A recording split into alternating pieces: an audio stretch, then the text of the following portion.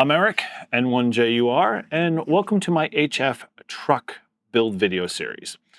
I'm going to start this video series with a bunch of different areas that I'm going to go into a lot more detail in the build itself, so you can get a better idea of how and the why I put all of the components together to make what I think is a really good HF install for my mobile HF experience. These videos are going to include things like bonding and grounding. I'm going to go into more detail of the center console install. I'm going to share a boatload of information on my experiences with doing digital and FT8 from my mobile setup, as well as go into more details along the way about how it works in the field, whether I feel like the field testing that I've done to it is going to basically stand the test of time. So if you're starting here in this video first, I would say take a second, step back, go into the description and click the playlist and catch the introductory video first. That way you get an idea of what you can kind of expect, and hopefully it'll help you look for ideas and parts that you might want to put in your HF build. So the other thing too is that if you are not a Patreon member or a channel member, I would strongly suggest becoming one, because as I start to release these videos, it's going to be a slow burn because I'm trying to put a lot of content together in a small package, so you can easily digest it and go back and watch it over and over for ideas or processes or steps. Although it's not going to be a complete step-by-step guide, it's really designed to be able to give you really good chunks of information and help you understand why I did what I did with my build. So if you haven't been a Patreon member, or you're not part of my YouTube membership, and you want to get access to the rest of these videos before they're released to the public, which will be a lot later, head over there, become a member. I appreciate the support of the channel, and you'll get access to all of these videos as they're released before I get them out to the general public. So I want to invite you to come be part of the conversation. In the comments below of every video, please let me know how you're doing it, what you've done for your builds, whether or not you think you agree or disagree with my installation, as I want to be able to improve this and make it the best install that I can put together in my truck. And I know anything that I build today may not stand the test of time. So, your input could help me make that a little bit better. And at the same time, if there's products that I might have missed that, maybe I can test in the field for you guys, that I'd love to hear about them and maybe integrate them into the build. Again, I'm going to be doing a ton of videos around this in the future. Right now, we're really just going to try to field test it, see what sticks, what does work, what doesn't work. And then I'm going to also be considering future, designs and upgrades like battery builds, solar, permanent solar on the truck, not portable, but permanent, and then solar charging, and on and on and on. So hopefully, you're interested and you want to watch more of this stuff. So again, please help support the channel. And head over and become either a Patreon or a YouTube member. And we're going to just keep feeding these videos into you guys. And we want to, make this an interactive process. So, again, let's dive in and let's get in. All right, so you might be thinking, how hard is it to put HF in a truck? Well, as you start to kind of put together your hit list, you've got things like, well, how am I going to design the mounts? A few of them. Okay, a lot of them, until you finally get to your last design, which, not that one. Then you have to think about, like, well, what do I need for mounting screws? And bolts and washers. Or if you're in the same boat as me and you're thinking, well, I want to do this once and I don't want to have to go back and add to it later, you know, well, now I gotta think about bonding and grounding. So I've got all my grounding straps I need to add to it.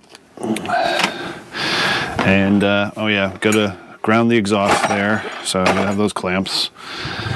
And yeah, gonna need you know, punches and more grounding straps. And gotta scrape the paint off. Oh, and then gotta prime it. As you can see, this is just some of the basic stuff that you kind of need to be able to get HF in your truck. We are going to go a little bit through what my plans are for the installation. Now, in our previous video, I had talked about laying out everything, including the digital side and setting up the Epic Power Gate. Now, if you notice in the view here, there's not a lot of space. And so what I had to do is kind of make an adjustment in terms of where I put the radio and how I mount it, as it's going to be a challenge primarily just because of the space inside the cabin here, and where I'm going to be storing the radio. So the Epic Power Gate's going to be double-sided to the radio, and then with the radio I'm basically got a nice thick shielded Cat 6 cable that will go to an end like so, and then the faceplate will plug into here and it will be mounted in the center console, which I'll also show you a final install view.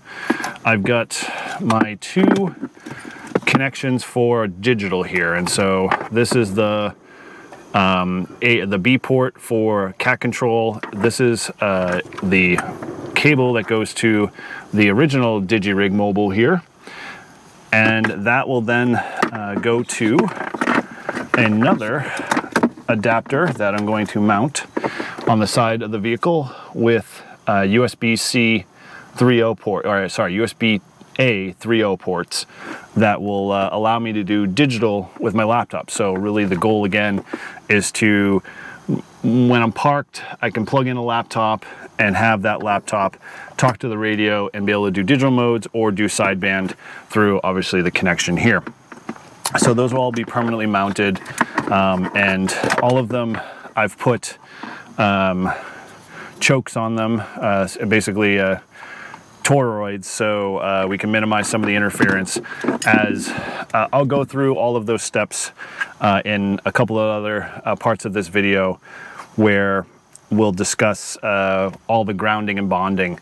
I know notoriously the Ram trucks themselves have a lot of electronics, which you can see obviously here in the front panel, and although my VHF UHF equipment doesn't have any problems with any interference with alternator whine or alternator noise, as that's pretty well shielded, I still don't want anything to kind of creep in on the HF side. So later on through the video, if you skip to the parts where I go over the bonding and grounding in the truck, the exhaust, the antenna, that type of stuff, you'll be able to see where I put all those connections in, how I bonded the doors and the hood and everything else like that. So this is primarily the installation for the truck itself and getting the radio installed. And so what I've done that I didn't mention before is I've got a Yaesu Vertex speaker currently plugged in and screwed in permanently, so it's mounted up underneath the footwell there. Driving doesn't get impeded by it, but I can still have a stronger speaker than what the speaker is in the radio itself. So let's get into some of the installation here. So right now I've got my power leads, which go to the truck battery, which is on a Switch Pros on the dash, which is located next to my steering column, and that will tie into the power supply section on the power gate. I then have the shortened leads, which I have to shorten more because I really don't need all of this excess, even though it's quite a bit here anyway, that will go straight to the radio, and then this third source here is going to what they call the battery or shore power or alternate power, which I have set up and will be another round power pole connector that I'm going to mount off the passenger side.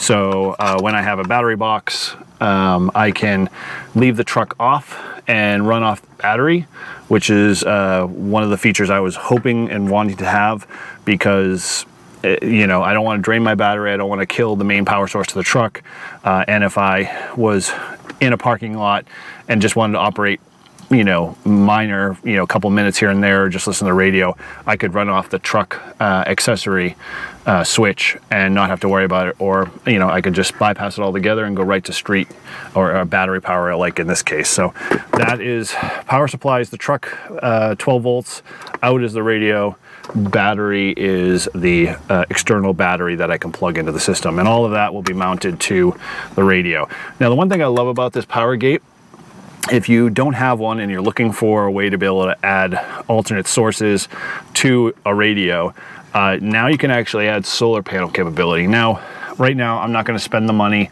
or the time to figure out how to mount solar panels, but if we could get solar film that was on the market that was cheap enough for me, that was really good, that I could roll out, say, either on top of the roof permanently, or I could roll out on the bed, I would then probably just tie in a solar panel here, because this also acts as a solar controller for power.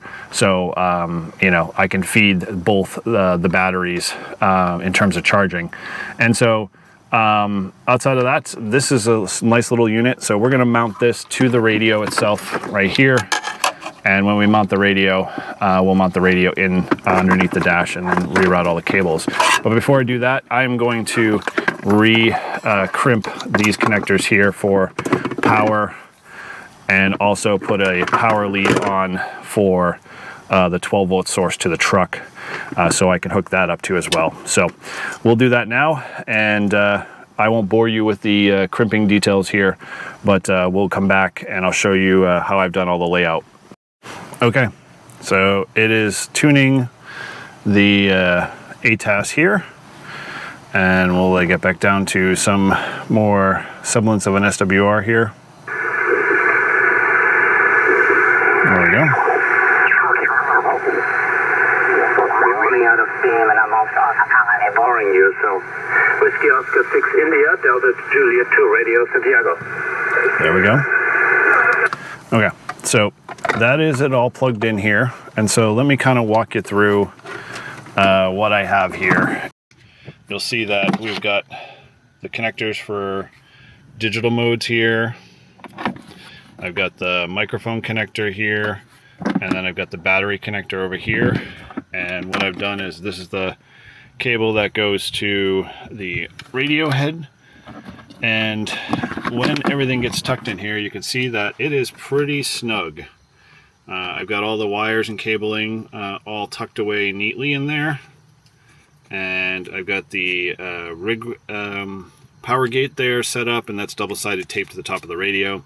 The radio is double-sided in the compartment there, as it's pretty tight in there, as you can see. I mean, it's not going to move much. If it does, I'll just figure out how to make more of a permanent mount for right now. But I'm going to do a little bit of road test on here and see how it does, and then we'll go from there and make some adjustments. But I still have to obviously make the connector ends here. Once I make these and permanently mount them, I can then officially test here. I am now running on battery here, so I'm not even running with the power on. I'm running off my 20 amp hour battery here. Let's see if we can make a contact. Thank you for correctly. Kilo Delta 2, Yankee X-ray Sugar, Yankee Ocean 3 Alpha Echo Kilowatt, Operator Mar, Mexico Alpha Radio 505 Belgium.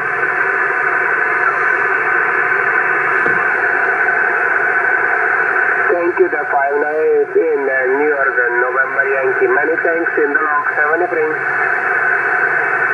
QRZ, Yankee Ocean 3 Alpha Echo Kilowatt. November 1, Japan United Radio. Japan United Radio, November 1, Japan United Radio.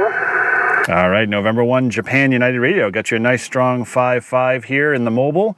Copy your call sign as Yankee Oscar 3 Alpha Echo Kilowatt at 5-5 here into New Hampshire, November Hotel, QSL. Thank you, 59 November Hotel, 59 for you, Romania Bucharest. Dialogue November 1, Juliet Uniform Radio, Yankee Ocean 3 Alpha Echo Kilo. Many thanks, 73. 73s. There we go. We're golden. It's working. So there we go. We got the setup here. So there's the radio mounted.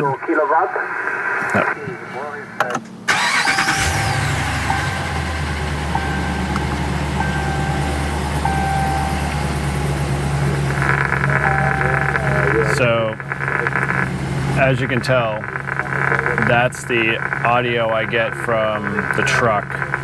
So I'm gonna have to spend some time grounding and bonding for sure. But when I'm running without the engine off, I get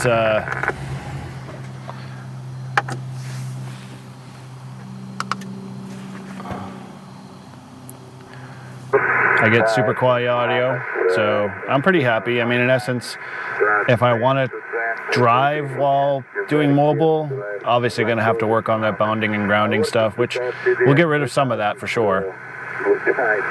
And so that will be obviously something I'm going to be working through, but so far I'm pretty happy. That is the install to the center console. I hope that all of the video information and everything that I included in here was helpful enough to be able to get you started on your journey to getting HF in your mobile truck or a car. And if you, again, have any questions or you might want to learn a little bit more about some of the products or anything that I've used in any of these videos, feel free to reach out to me as always, or you leave it in the comments below. And again, if you want to get access to any of the early releases to any of the parts of this build or future videos around this build, feel free to become a Patreon member or join my YouTube channel as a member. And we always appreciate your support. And thanks again for being a subscriber. And we appreciate you guys. And with that, 7-3.